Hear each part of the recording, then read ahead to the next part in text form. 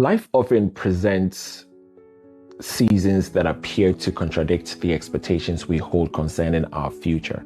There are moments when we seem to be advancing steadily toward a desired goal, only to encounter unexpected setbacks or disappointments, and these are life detours. In such moments, it is natural to perceive these experiences as regression or interruptions in our progress. Our instinct often seeks explanations by assigning blames to other people or sometimes ourselves. But what if the apparent derailment of the path to our goal is in reality a divine realignment? This is what I have come to know through somewhat painful experience, but with a comforting end, that the sovereignty of God extends over our destinations and also over the pathways by which He leads us towards our destinations. Throughout the Bible, God repeatedly redirects individuals from their own plans toward His greater purposes for them.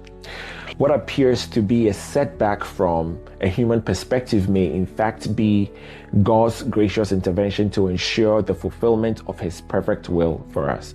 An illustration of divine realignment is found in the account of Balaam in Numbers chapters 22, 23, and 24. My son and I read these chapters for our family devotion this morning. What happened here is Balaam was summoned by Balak, king of Moab, to curse the nation of Israel.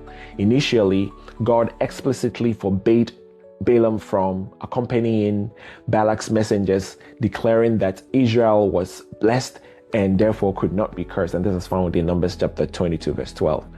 Balak's representatives, however, returned with greater incentives and honors, and God subsequently permitted Balaam to go with the men, but imposed a clear condition that Balaam was to speak only the words that He, the Lord, will place in his mouth. Now, as Balaam headed toward Moab, the angel of the Lord stood in his path as an adversary. Miraculously, Balaam's donkey perceived the angel of the Lord, while Balaam remained spiritually blind. It didn't see him. 3 times the donkey turned aside, and 3 times Balaam responded with anger and violence. But in an extraordinary demonstration of divine intervention, God opened the mouth of the donkey to speak, and subsequently opened Balaam's eyes to behold the angel of the Lord standing before him with a drawn sword ready to kill him. Here, God was confirming to Balaam that He was redirecting him toward another purpose, and that was to go to Moab to bless the nation of Israel rather than to curse them as Balak had requested of him. The donkey's actions seemed to Balaam like resistance and obstruction, but it was actually God's way of protecting and correcting him, and to reiterate to him that only what is in line with His purposes should he embark on. Balak's offer the second time was super enticing, so God had to redirect His servant Balaam towards obedience, and ultimately he could not curse whom God had blessed. Instead, he became an instrument through whom God divinely blessed, and he prophetically declared many blessings upon the people of Israel.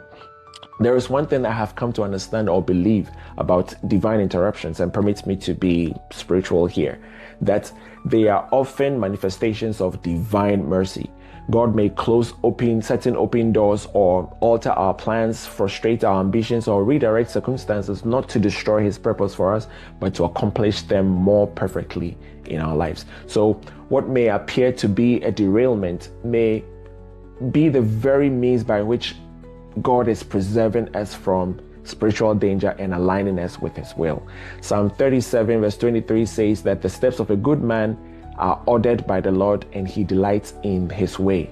We may go through hardships, but God's ordering of our steps does not imply that because we are good people, our lives are going to be free from hardship. No, rather, it affirms His sovereign guidance through every circumstance. The very next verse, verse 24, declares that though the righteous may fall, they will not be utterly cast down, because the Lord upholds them with His hand. Similarly, Psalm 34 verse 19 reminds us that many are the afflictions of the righteous, but the Lord delivers him out of them all. So the Christian life is not exempt from suffering, neither is it exempt from disappointment or nor unexpected turns. Yet every affliction remains under the sovereign authority of God, who ultimately works all things together for good of those who love him and are called according to his purpose. And this is Romans 8:28. Therefore, when life appears to have taken an unexpected turn, we must resist the temptation of interpreting our circumstances solely through the lens of human understanding, because what appears to be a delay may actually be part of our preparation toward our goal, and what appears to be a loss may also be divine protection, and what appears to be failure may be God's means of repositioning us for a greater purpose. God assures us in Jeremiah 29:11 that he knows the thoughts that he thinks toward us, and they are thoughts of peace and not of evil. They are thoughts to give us a future and a hope. Reading further, he says that when we call upon him and go and pray to him, he will listen to us. So today I pray that the Lord listens to your prayer, and in his realignment of your path, may he comfort you as he grants you the assurance of a better future than your expectation. May God richly bless you.